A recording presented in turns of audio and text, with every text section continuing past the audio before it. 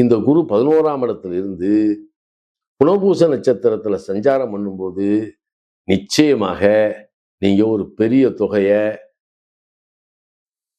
கொடுத்து ஏமாந்துருப்பீங்க. ஆனா குரு 12ஆம் இடத்துல இருந்து சனிசாரத்துக்கு வர்றதுனால சிம்ம லக்கணத்துக்கு 6 குடையராகி 8ல் இருக்கக்கூடிய சனிசாரம்.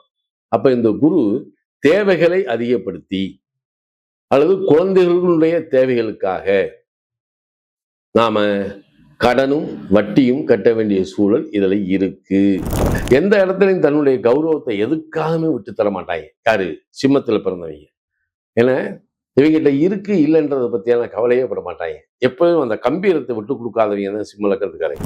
குரு சனி சார்ந்தது சனி 6 கூடையோடு 8ல் உட்காந்துருக்கு. எப்படி கூட வட்டி வெட்டி தண்டை இருக்கு. அதுக்கு கடன் கொண்டு நாம ஒரு ப்ராப்பர்ட்டியை முடிச்சிருவோமா, ஒரு சொத்தை வாங்கிடுவோமா அப்படின்னு ஒரு முடிவு எடுத்தீங்கன்னு வைங்களேன், மாறிடாதீங்க. எங்கிட்ட இருந்தா இழுத்து போட்டு ஒரு சொத்தை முடிச்சிருங்க. அந்த பாக்கியமும் நமக்கு உண்டு. சிம்மத்தில் பிறந்தவர்களுக்கு வேலை வாய்ப்பு வெளிநாட்டிலிருந்து வருகிறது அப்படின்னு சொல்லி ஆசையை காட்டினாங்கன்னா வெளிநாடு போயிடாதீங்க. இந்த காலத்துல வெளிநாடு வேண்டாம். உங்களால் அங்கு போய் இருக்க முடியாது. எல்லாம் வல்ல இறைவனின் பேரொருளால் வல்லான் வகுத்த வழிகொப்ப அம்மனருள் டிவி நேயர்கள் அனைவருக்கும் எனது மனமார்ந்த வாழ்த்துக்களும் வணக்கமும். இப்ப உலக மக்கள் எல்லாருமே யதார்த்தமா இந்த நவக்கிரகங்கள் அப்படின்றதுல மிக பிரதானமான ஒரு கிரகம் எது அப்படின்னா அது வந்து குரு பகவான் தான். இப்ப குரு பகவான் ஜூன் மாசம் 2ஆம் தேதி ரொம்ப ஆவலா எதிர்பார்த்துருக்கக்கூடிய குரு பெயர்ச்சி நடக்க போகுது. பல பேர் நம்ம மனசுல என்ன நினைப்போம் அப்படின்னா, இந்த குரு பெயர்ச்சியிலேயாவது எனக்கு நல்ல ஒரு வாழ்க்கை வளம் செல்வம் சிறப்பு கிடைச்சிடாதா, நம்ம வாழ்க்கை மாறிடாதா அப்படின்ற ஒரு எண்ணம் வந்து இது இயற்கையானது. இந்த எண்ணங்கள் தான் மனிதனுடைய வளர்ச்சிக்கு வித்திடக்கூடியது.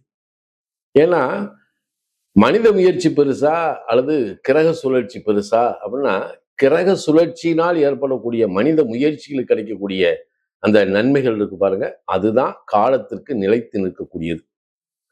அப்படிப்பட்ட சமயத்துலதான் இப்ப நம்ம பிரகஸ்பதி மிதுன ராசியிலிருந்து அப்படியே பெயர்ச்சியாகி கடகத்துக்குள்ள வர்றார். எப்ப? ஜூன் மாசம் 2ஆம் தேதி. சரி, பெயர்ச்சி. இது வந்து குருவுக்கு உச்ச வீடுன்னு சொல்றாங்க. பிரகாசம். அப்ப ரொம்ப எல்லோரும் ஆவலாக எதிர்பார்க்கக்கூடிய ஒரு பெயர்ச்சி எதுனா இந்த பெயர்ச்சி. இந்த குருவை பத்தி நம்ம ரிஷிகள் சொல்லும்போது என்ன சொல்றாங்க அப்படின்னா, அவருக்கு எல்லாரும் ரிஷிகளும் மாமேதைகளும் சரி மாமுனிகளும் சரி அவருக்கு பேர் என்னென்ன பேருன்னு பாருங்களேன்.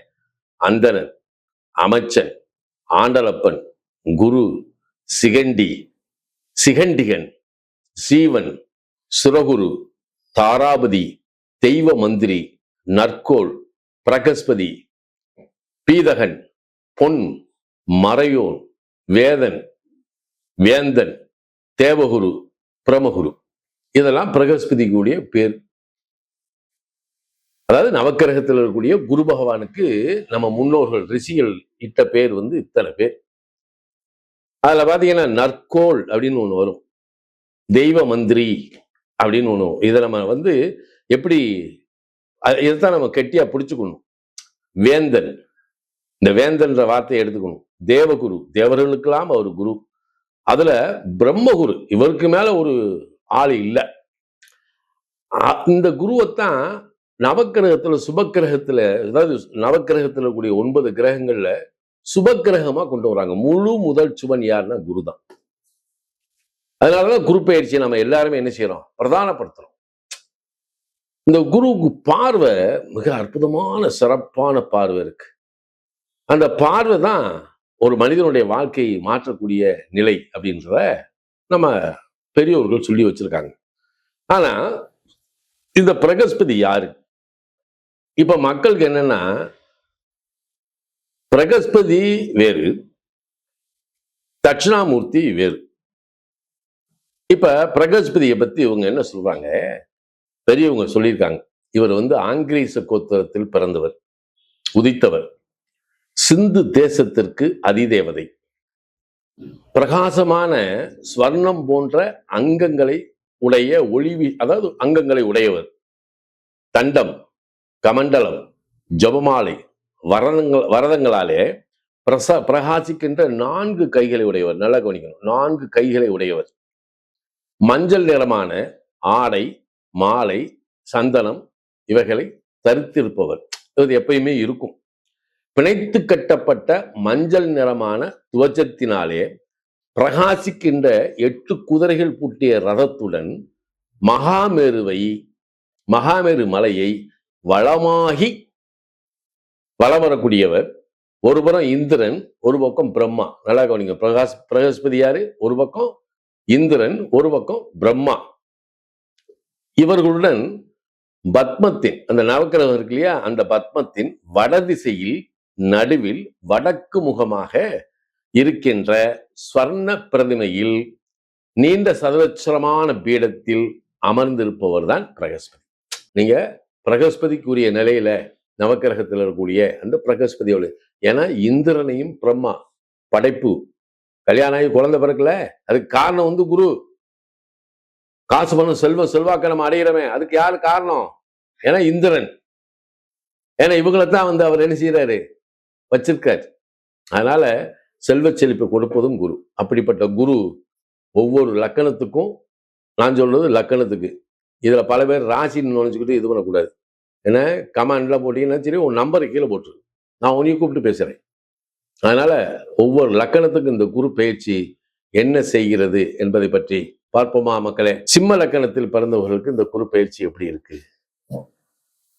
சிம்மத்துல ஒருத்தன் பிறக்கிறான்னு வைங்களேன், அவனுக்கு ஒரு பாரம்பரியமான ஒரு உணர்வு இருக்கும். அவங்க பரம்பரையே பார்த்தீங்கன்னா சரி, ஒரு மேன்மையான இடத்துல இருந்து அவங்க வந்திருப்பாங்க. இல்லாட்டி சிம்ம லக்கணத்துல அவனுக்கு பிறக்க முடியாது. எந்த இடத்துலையும் தன்னுடைய கௌரவத்தை எதுக்காகவே விட்டு தர மாட்டாங்க. யாரு? சிம்மத்துல பிறந்தவங்க. ஏன்னா இவங்கிட்ட இருக்கு இல்லைன்றதை பத்தியான கவலையே பட மாட்டாங்க. எப்பவும் அந்த கம்பீரத்தை விட்டு கொடுக்காதவங்க தான் சிம்ம லக்கணத்துக்காரங்க. இப்படிப்பட்டவங்களுக்கு இந்த குரு பயிற்சி என்ன செய்யுது? மிதுனத்துல இதுவரைக்கும் லாபஸ்தானத்துல இருந்துச்சு. ஏன்னா குரு 11ல இருந்துச்சு. எல்லாரும் 11ஆம் இடத்துல இருக்கும்போது குரு அப்படி இது இப்படி அப்படின்னு சொல்லி பெருமையா பேசணும். பல பேர் என்ன செய்வாங்க, என்னத்த குரு பயிற்சி என்னங்க செஞ்சிச்சு அப்படின்னு. ஏன்னா இந்த குரு 11ஆம் இடத்துல இருந்து புனர்பூச நட்சத்திரத்துல சஞ்சாரம் பண்ணும்போது நிச்சயமாக நீங்க ஒரு பெரிய தொகையை கொடுத்து ஏமாந்துருப்பீங்க. அப்ப நம்ம 11ஆம் இடத்துல இருக்கக்கூடிய குரு அப்படின்னு தான் சொல்லுவோம், இதுதான் செய்யும். ஆனா இப்ப 12ஆம் இடத்துல குரு வந்திருக்க. அப்ப சிம்ம லக்கணத்துக்கு குரு யாரு? பஞ்சம அட்டமாதிபதி. இன்னமும் நம்ம ஜாக்கிரதையா தான் இருக்கணும். சிம்ம லக்கணத்துக்கு இந்த குருவை நம்பாதீங்க. பஞ்சமாதிபதி தான், யோகாதிபதி தான், அவரே அட்டமாதிபதி. வந்தவங்க பூரா வாங்கிட்டு போறதுக்கு வரவனே உங்களுக்கு கொடுக்கறதுக்கு ஒருபோதும் ₹1 வரமாட்டான். நல்லா எழுதி வச்சுக்கோங்க. அது சிம்ம லக்கணத்துக்கான பக்கத்துல அப்படியே லைட்டா, அண்ணே உங்களை போல உண்டானே, நீங்க தானே இதை செய்யணும் அப்படின்னு லைட்டா தூக்கி பேசிட்டான், இவன் கவுந்துருவான் சிம்ம லக்கணத்துக்காரன். அப்படித்தான் இருக்கு பஞ்சமாதிபதி 12ல். இப்ப இதுல என்னென்ன இருக்குன்னு பாருங்க. ஒரு சிம்மத்துல பிறந்தவன் ஒரு ஸ்கூல்லையோ காலேஜ்லயோ படிக்கிறான். அங்க சில காம்படிஷன் நடக்கு. அதுல பொம்பளை பிள்ளையும் சரி ஆம்பளை பிள்ளையும் சரி காம்படிஷன்ல கலந்துடுறாங்க. இவங்களுக்கு அவார்டு ரிவார்டு உண்டு, பிரைஸ் உண்டு, இது உண்டு. சரியா? அப்ப கல்யாணம் ஆகி சில நேரத்தில் சிம்ம லக்கணத்தில் பிறந்தவங்க குழந்தை இல்லாதவங்க இருக்கிறாங்க அப்படின்னா, இந்த காலகட்டத்தில் யாரோ சொல்றதை கேட்டு பல பரிகாரங்களுக்கு போய் காசு செலவழிப்பீங்க. அது இருக்கு. இதை விட இன்னொரு பக்கம் என்னன்னா, வயசுக்கு வந்த பிள்ளைய கல்யாணம் பண்ணக்கூடிய குழந்தைகள் இருக்கு. கல்யாணம் பண்ணணும், காசு இல்லை, என்ன செய்யறது அப்படின்னு நினைக்கும் போதுதான் பூர்வீகத்தில் நமக்கு ஏதோ ஒரு சொத்து போகாத சொத்து ஒன்று கிடக்கும். சரி, இதை வித்தாவது இந்த பிள்ளைகளுடைய கல்யாணம் சுபச்செலவு பண்ணிடுவோம்னு நினைச்சு அந்த சொத்தை விற்க வேண்டிய நிலை வரும். வித்தாலும் தப்பு இல்லை, பிள்ளை கல்யாணம் கிராண்டா நடக்கும். ஆனா குரு 12ஆம் இடத்துல சனிசாரத்துக்கு வர்றதுனால சிம்ம லக்கணத்துக்கு 6 8ல் இருக்கக்கூடிய சனிசாரம். அப்ப இந்த குரு தேவைகளை அதிகப்படுத்தி அல்லது குழந்தைகளுடைய தேவைகளுக்காக நாம கடனும் வட்டியும் கட்ட வேண்டிய சூழல் இதுல இருக்கு. அதுல தெண்ட செலவு வெட்டி செலவு நிறைய இருக்கு. இந்த நேரத்துலதான் நமக்கு சிக்கன நடவடிக்கையோடு இந்த செல்ஃப் கான்பிடென்ட் அப்படின்றது ஒண்ணு வேணும். என்ன அதே குரு என்ன செய்யறாரு, 5 குடையவராகி 12 உடனே இந்த சீட்டு சிட்பண்டு இதுல எல்லாம் போய் நீங்க பணம் போட்டீங்கன்னு வைங்க, கொண்டு போயிருவேன். அதனால சீட்டு சிட்பண்டுக்கெல்லாம் போகாதீங்க. ஷேர் மார்க்கெட்டுக்குள்ள போடுறவங்க லாங் டேர்ம்ல என்ன பலன் தர்ற மாதிரி எதுவும் ஷேர் மார்க்கெட் இருந்துச்சுன்னா நீங்க இன்வெஸ்ட்மெண்ட் பண்ணிக்கலாம், தப்பு இல்லை. ஆனா அது ரொம்ப லேட்டா தான் உங்களுக்கு பெனிஃபிட் உண்டு. என்ன நம்ம இந்த எஸ்ஐபி மாதிரிலாம் நீங்க போட்டு வைக்கலாம். அதை விட என்ன அப்படின்னா வைராக்கியமா ஒரு சில பேர், ஏன்னா குரு 12ஆம் இடம், இது கால பசங்க 4ஆம் இடம். குரு சனி சார்ந்தது, சனி 6 கூடையவர் 8ல உட்காந்துருக்கு. எப்படி கூட வட்டி வெட்டி தண்டை இருக்கு. அதுக்கு கடன் கொண்டு நாம ஒரு ப்ராப்பர்ட்டியை முடிச்சிருவோமா, ஒரு சொத்தை வாங்கிடுவோமா அப்படின்னு ஒரு முடிவு எடுத்தீங்கன்னு வைங்களேன், மாறிடாதீங்க. எங்கிட்ட இருந்தா இழுத்து போட்டு ஒரு சொத்தை முடிச்சிருங்க. அந்த பாக்கியமும் நமக்கு உண்டு. கட்டுறதுக்கு சிரமம் தான், கண்ட்ரோலா இருந்தால் நம்ம செய்யலாம். நம்ம என்ன சும்மா விடுறோம், ஒரு சொத்தை தானே வாங்குறோம். அதனால நீங்க அதை கொஞ்சம் பார்த்து செஞ்சீங்கன்னா நல்லது. அப்ப இந்த குரு 12ஆம் இடத்துல இருந்து அப்படியே 5ஆம் பார்வையா லக்னத்துக்கு 4ஆம் இடத்தை பார்க்கிறார். அதே மாதிரி 8ஆம் பார்வையா 9ஆம் பார்வையா 8ஆம் இடத்தை பார்க்கிறார். இது சிம்ம லக்னத்துக்கு 4, 8. குரு நிக்கிறது 12. என்னன்னா நீங்க பழைய வீட்டை இடிச்சு கட்டுங்க, அல்லது புதுசா கூட ஒரு சொத்து வாங்குங்க. ஆனா இரவு நேர பயணம் வச்சுக்கிடாதீங்க. வண்டி வாகனத்துல போகும்போது ரொம்ப ரொம்ப கவனமாயிருங்க. ஒரு ப்ராப்பர்ட்டி நீங்க கட்டிக்கிட்டு இருக்கீங்க, ஒரு கட்டணம் வளர்ந்துகிட்டு இருக்கு அப்படின்னா லாங் ஜேர்னியை நிப்பாட்டிருங்க. 8 மணிக்கு மேல வண்டி எடுத்து ஓட்டிடாதீங்க. ஏன்னா இதை எதுக்கு சொல்றேன்னு உங்களுக்கே புரியும். அதனால என்னதான் சரி விடுபொழுதல் போய் செய்யுங்க. சிம்ம லக்னத்துக்காரனுடைய சிம்மத்தினுடைய அதிபதி யாரு? சூரியன்.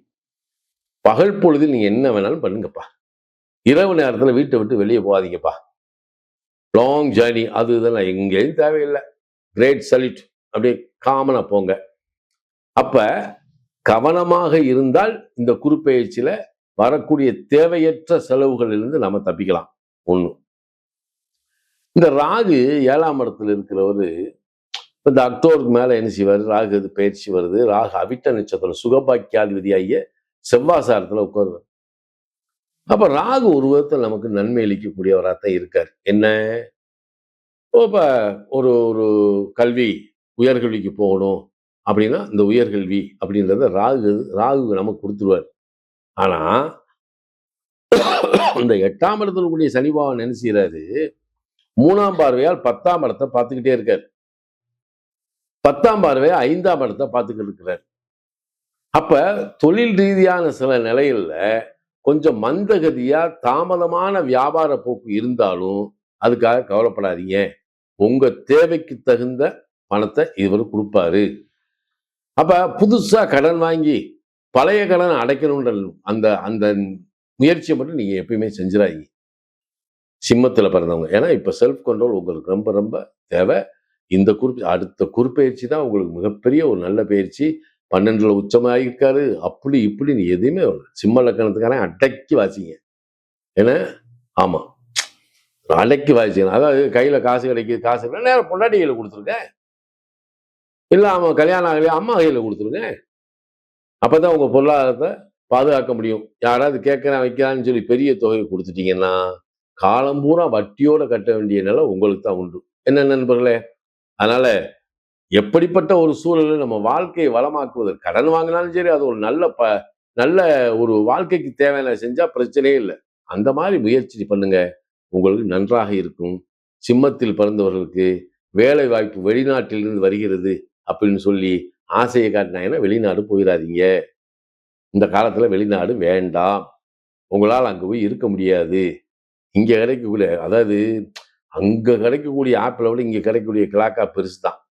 அதனால நீங்க இங்க இருந்து சம்பாதிச்சு காலத்தை சமாளிக்கக்கூடிய நிலையை நீங்க உருவாக்கிக்கங்க. ஆனா கௌரவம் பறிபோகாது, கவலைப்படாதீங்க. என்ன நண்பர்களே, வாழ்த்துக்கள்.